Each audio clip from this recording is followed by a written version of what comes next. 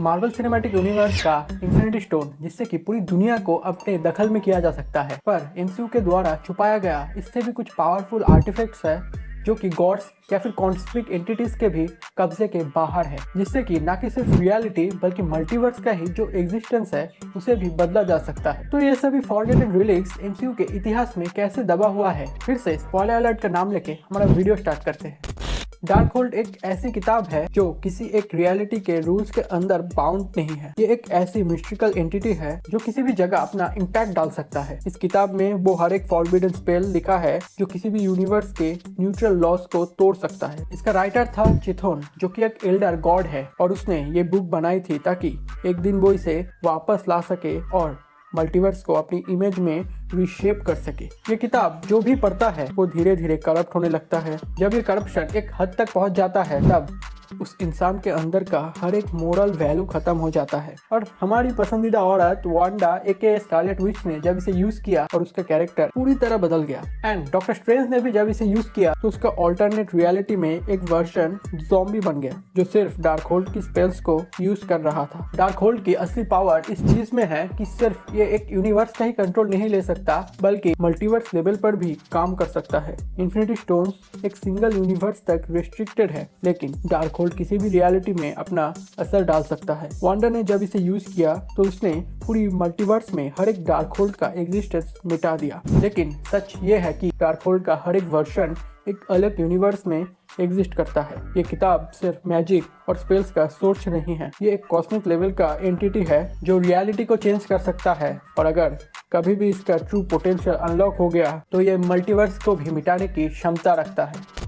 Casket of ancient winters को सिर्फ एक एसगार्डियन वॉल्ट में बंद एक और आर्टिफैक्ट समझा गया, लेकिन इसका सच कुछ और ही है। ये एक ऐसा वेपन है जो किसी भी प्लेनेट के एनवायरनमेंट को फ्रीजिंग वेस्टर्न लैंड में बदल सकता है। जब इसे एक्टिव किया जाता है तो ये एक एंडलेस विंटर को अनलेश करता है जो सिर्फ टेम्परेचर गिरने पर लिमिटेड नहीं है बल्कि पूरे एनवायरनमेंट को तोड़ भी सकता है। ये सिर्फ एक एलिमेंट वेपन ही नहीं है बल्कि एक कॉस्मिक लेवल डिजास्टर क्रिएटर है। जब लोकी ने इसे अर्थ पर अनलिश करने की कोशिश की तो सिर्फ एक स्मॉल बर्स्ट ने एनवायरनमेंट पे एक बहुत बड़ा ही चेंज क्रिएट कर दिया था। ये दिखाता है कि अगर इसे फुल पावर पे अनलिश किया जाए तो ये एक planet level extension event cause कर सकता है, जहाँ पे इन्फिनिटी स्टोन्स एक स्पेसिफिक फंक्शन को फॉलो करता है, जैसे कि टाइम स्टोन टाइम को मैनिपुलेट करता है, स्पेस स्टोन टेलीपोर्टेशन देता है। लेकिन कास्केट ऑफ एंशिएंट विंटर्स एक पूरी प्लैनेटरी ट्रांसफॉर्मेशन आर्टिफैक्ट है जो इंटर क्लाइमेट सिस्टम को इरेज कर सकता है। इसका असली पावर अभी तक एमसीयू में दिखाया नहीं गया है, लेकिन एक और बड़ा क्वेश्चन ये उठता है कि क्या ये सिर्फ अर्थ या एसगार्ड के लिए था? हो सकता है कि फ्यूचर एमसीयू प्रोजेक्ट्स में पता चले कि गैलेक्टोस के खिलाफ एक पावरफुल वेपन था।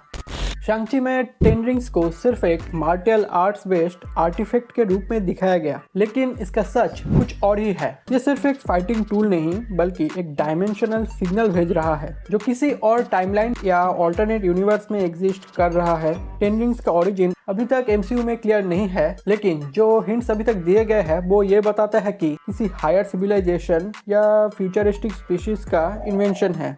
एंड शैंग-ची के एंड में हमें डॉक्टर स्ट्रेंज और कैप्टन मार्वल के साथ एक डिस्कशन दिखाया गया था जिसमें ये बोला गया कि ये रिंग्स किसी और रियलिटी या यूनिवर्स से एक सिग्नल ट्रांसमिट कर रहा है। ये इंडिकेट कर रहा है कि किसी और पावरफुल बीइंग का टूल हो सकता है ये, जो फ्यूचर में एमसीयू प्रोजेक्ट्स जैसे कि सीक्रेट वॉर्स में एक बड़ा रोल प्ले कर सकता है, या फिर इसका कोई सेपरेट ही एक प्रोजेक्ट बन सकता है। कुछ भी हो सकता है एमसीयू में। जैसा कि हम जानते हैं कि इन्फिनिटी स्टोन सिर्फ एक यूनिवर्स के एलिमेंट्स को कंट्रोल कर सकता है, पर टेन रिंग्स का ट्रू पर्पस अभी तक फुल्ली रिवील नहीं हुआ।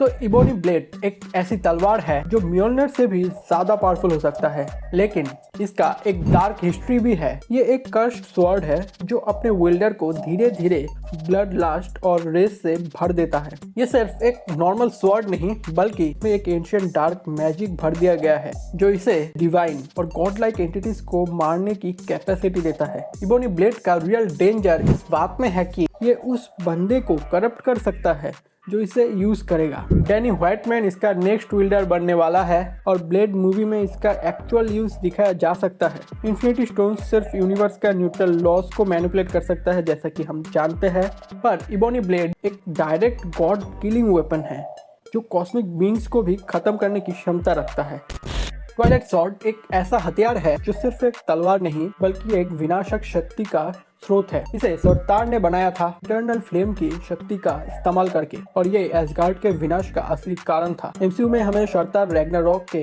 दौरान दिखाया गया था जब उसने अपनी तलवार उठाकर एसगार्ड को बिल्कुल समाप्त ही कर दिया, लेकिन ये सिर्फ एक शुरुआत थी क्योंकि ट्वाइलाइट सॉर्ड असली शक्ति का एमसीयू में अभी तक कोई ठिकाना नहीं है। कॉमिक्स में ये तलवार इन्फिनिटी गॉन्टलेट के बराबर ही शक्ति रखती है। ये ना सिर्फ एक पूरे डायमेंशन या फिर रियल्म का भी विनाश कर सकता है बल्कि रियलिटी को तोड़ मोड़ कर नए नए संसार भी बना सकती है। ओडेन और बाकी देवता भी इसकी शक्ति से डरते थे क्योंकि अगर ये गलत हाथों में चली गई तो पूरा मल्टीवर्स खत्म हो सकता है। सबसे बड़ी बात यह है कि रैग्नारोक के बाद भी इटर्नल फ्लेम का असर शायद खत्म नहीं हुआ। अगर किसी नए विलेन को ये तलवार मिल जाए तो ये एमसीयू का सबसे खतरनाक हथियार बन सकता है। एमसीयू ने अभी तक ट्वाइलाइट सॉर्ड को एक्सप्लोर नहीं किया, तो देखते हैं आगे कि ऐसे और भी बहुत सारे आर्टिफैक्ट्स हैं जो रियलिटी से बाहर जाकर अपना काम कर सकते हैं।